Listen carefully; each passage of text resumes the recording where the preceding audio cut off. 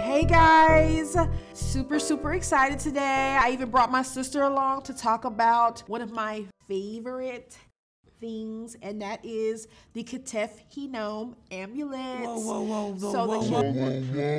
wait a minute. The what? The Ketef Hinnom Amulets. What is that? Okay, so they're amulets, and there's these things that like ancient people used to put on their necklaces, like these little pieces you can put on your necklace. No. Gold all in my watch. Hey, gold all in my chain, Okay, no. An amulet is like a piece that you put on your chain if you want, or a necklace. But anyway, ancient people used to do it to kind of protect themselves. They could even have magical qualities. The only magic I know is Harry Potter. Gryffindor on mine, and that's on who? Bam. Period. Ravenclaw. Girl, nobody know them. We are the intellectual superiors. Girl, y'all like Hufflepuff. Don't nobody know them. Nobody's Hufflepuff. The point is that we're talking about the Ketef Hinnom Amulets. I can't even pronounce it. That's beside the point. The point is we're going to talk about it because we're going to talk about how people use them. Ancient people used to use them. Or no, I didn't sign up for that. Like we didn't sign up to talk war about or Ketef Hinnom. But you said we were going to be Kim and Chloe talking about nails done. Ain't nobody give me no gas money, nothing. Absolutely not. That is not what I came over here for. I don't want this. No.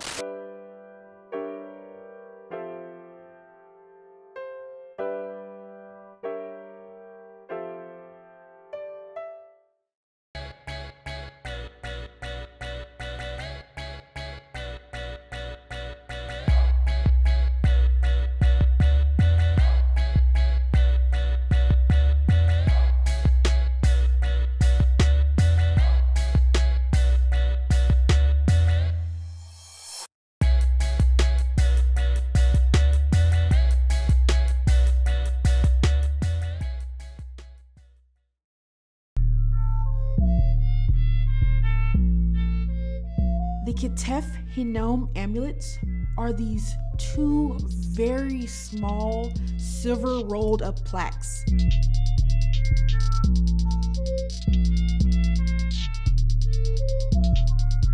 They are actually very significant finds for being these small little things.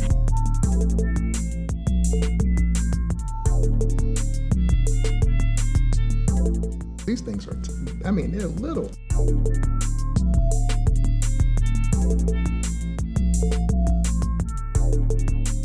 And they just look like little silver beads. These things are really tiny. Okay, so they're small, but how small?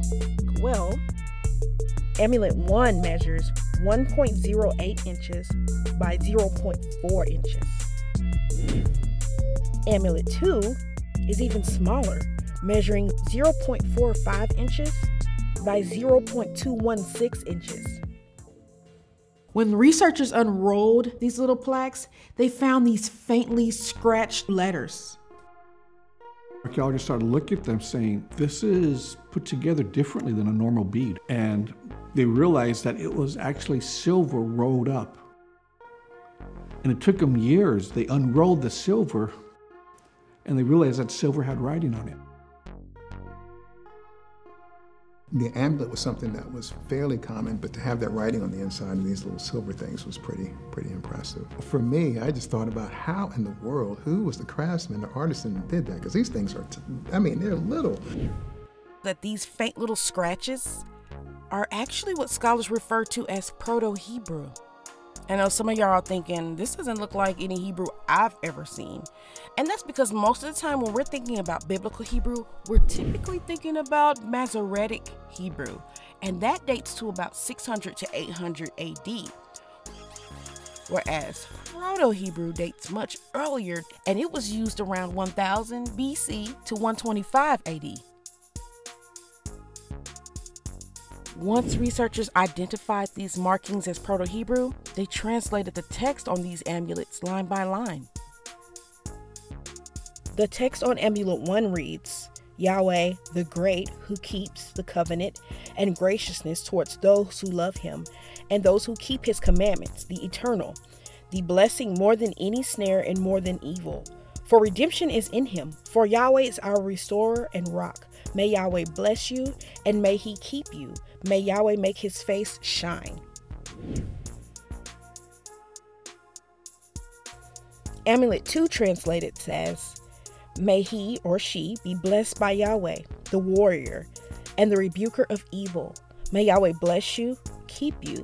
May Yahweh make his face shine upon you and grant you peace. So I didn't even tell y'all the best part yet. When it was unrolled, we found out that it had a Bible verse on it. We found out that it had a Bible verse on it. I mean, did y'all catch that? A whole Bible verse. Whoa, that's fire. It's actually what's known as the priestly blessing, May the Lord bless you and keep you. May his face shine upon you. which is found in number 6. I mean, but if you look at both amulets, we can see that they match Numbers 6 verses 24 through 26 pretty spot on.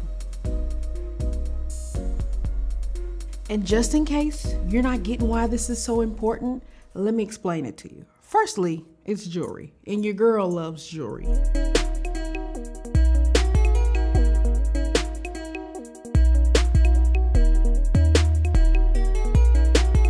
But secondly, and most importantly, is that these amulets are the earliest copies we have of Numbers 6:24 through 26.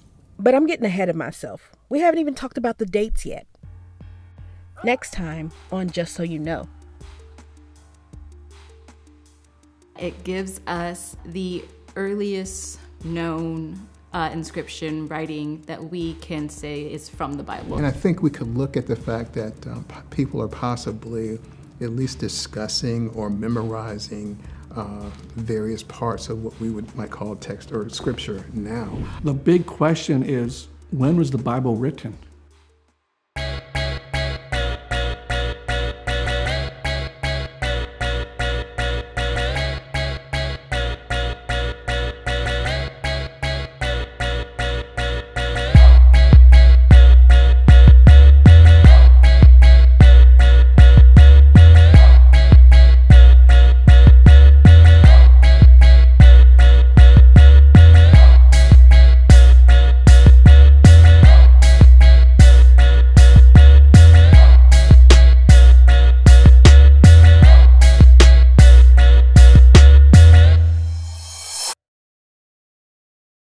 So if you're looking for more information, check out these resources.